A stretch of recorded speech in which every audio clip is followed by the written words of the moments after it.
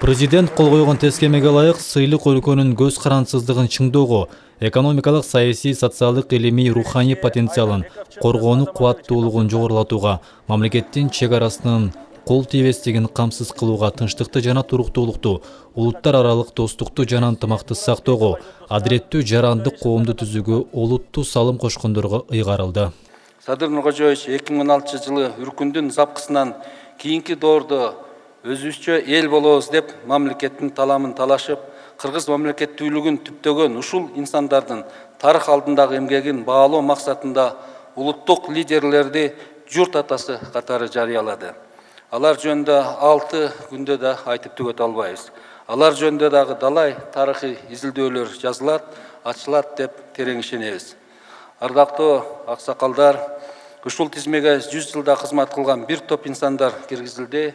Баарыңыздар менен замандашпыз. Сыйлангандардын катарында кыргыз мамлекеттүүлүгүн төптөгөн Жусуп Абдрахманов, Аманалы Айдарбеков, Абдыкерим Сыдыков, ал эми советтик мамлекеттик жана партиялык ишмерлерден Исхак Разаков, Торокул Айтматов, Баялы Исакеевтер бар. Мындан сырткары да бир канча белгилүү инсандар сыйланышты. Алардын катарында журналист, Кыргыз Республикасынын маданиятына эмгек сиңерген ишмер, Мазаркургун районунун ардактуу атулу, УТРК Жалал-Абад облустук телерадио компаниясынын алгачкы түптөөчүсү Кочкоров Нышанбек Тилебаевич та Кыргыз автономиялуу облусунун түзүлгөндүгүнүн 100 жылдык юбилейлик белгисине татыды.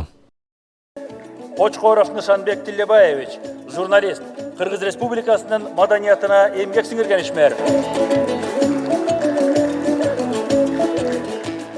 Элибизге, мекенибизге эмгеги сиңген, мамлекетибиздин эгемендүүлүгүнө салым кошкон адамдар көп.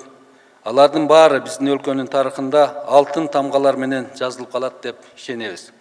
Ушул жерде отурган ар бириңиздер чыныгы патриоттуулукту эмгегиңиздер менен коомго өткөрүп берген адамдарсыздар. Ошондой эле тизмеден азыркы саясатчылардан, министрлер кабинетинин мурдагы жана азыркы төрагалары Акылбек Жапаров менен Адылбек Касымалиев, УКМК төрагасы Камчыбек Ташиевди дагы кездештирүүгө болот. Жалпы мындай сыйлыкка 100 адам татыды. Дөөлөт Канатбеков, Тагайбек Акматов, жаңылыктар үчүн.